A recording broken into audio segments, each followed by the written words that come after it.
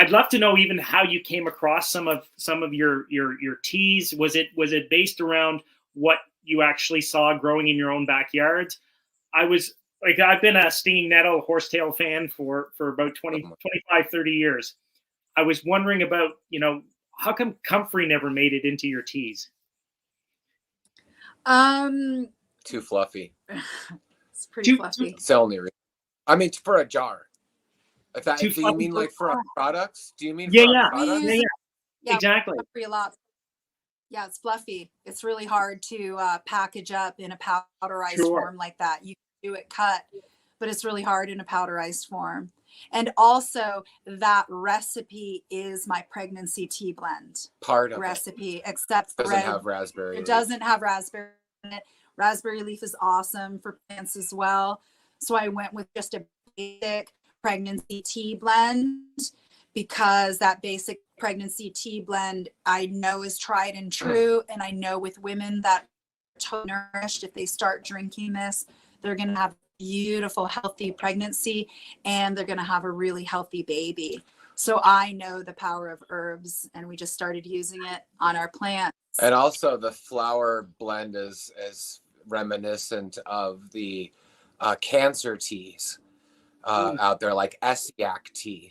Ruth Case from Ontario, amazing woman who had a cancer clinic forever and helped thousands of people until she died naturally. Ruth Case. Case backwards is Essiac.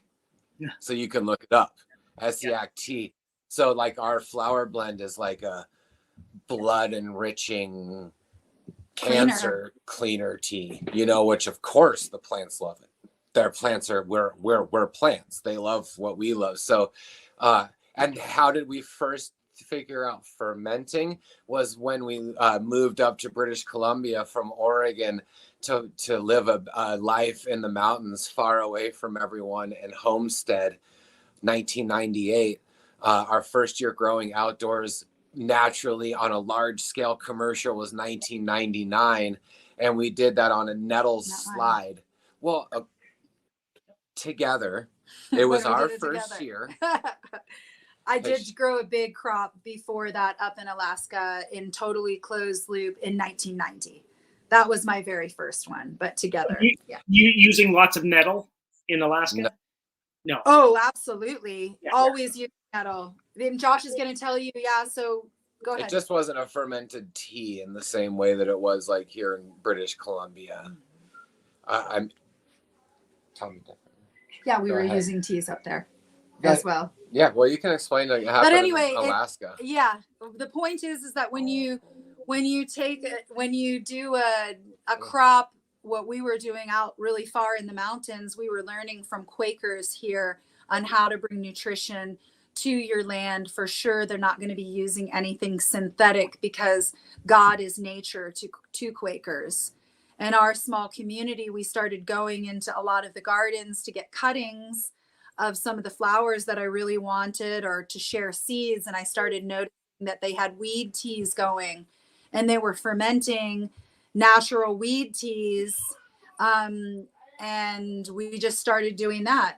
Maybe you could tell about the nettles out. Yeah, I mean, we went out into the mountains and brought garbage cans and put chopped nettles up along with the soil, because roots and soil and indigenous microorganisms, and of course silica, and not just, the silica's in the plant, but what I mean is trace minerals from avalanches and snow, and the inside of the mountain is often limestone, so you get this like white kind of glacial till water. You have this glacial, basically super rich, ormus rich, like it's this water coming off the mountain. So we had gravity fed water. We turned all of the vegetation into the ground, made terraces, and we didn't bring any nutrients up there because we wanted to do it naturally. And that was 1999. So we were really together first exploring fermented teas in 1999, and we did it every single year, and it was very stinky, a lot like the Jadam teas that you see nowadays, which we totally 100% were making Jadam style teas in 1999 and before then, way before the book came out. Not a competition or anything, of course. It's just awesome to see that come out. And now you have a lot of people, you know, with buckets that they let sit for a whole entire year and then come to it the next year, which I personally, we've hybrided that system. Like, we don't use that system of letting it sit forever. And we've hybrided our fermenting system to where we can ferment as long as we want, you know, year, 2 years with some teas, but then we activate it with air before we use it. That's the way we do it. We have two different teas. One thing I wanted to say here is that the reason why it's similar to Jadam, or the reason why Master chose it, this is nature farming. This is what's been utilized since the beginning of time. And we are thinking that if we're using 100% nature, that it's this new idea, and that these people are coming up with all these new things. But the grandmothers in Korea have been fermenting nutrients just like they ferment their kimchi since the beginning of time.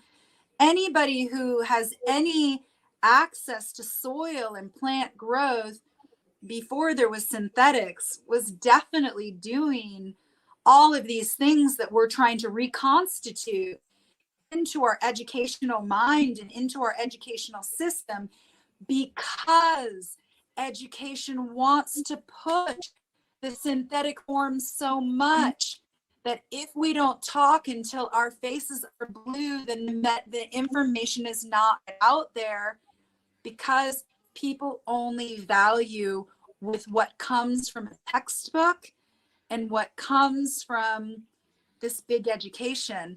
But what they're not realizing is those books and that big education has a big price tag on it, and that there's a lot of big corporations that make a lot of money off of what we call education. I would just add that, you know, we really identify as just closed loop farmers. That style, it could be all kinds of modalities. It can be every modality. And I think that you should adapt to all of those teachings to your bioregion. That's our main teaching. It's about bioregion. We first heard about natural farming by going to Hawaii. All of the information was very tropical based. A lot of it wasn't really for our zone, you know, so we had to be like, all right, well, what makes sense here? Of course, we're not going to bring a pallet of sugar to our property and ferment our local herbs with it. It's just never going to happen.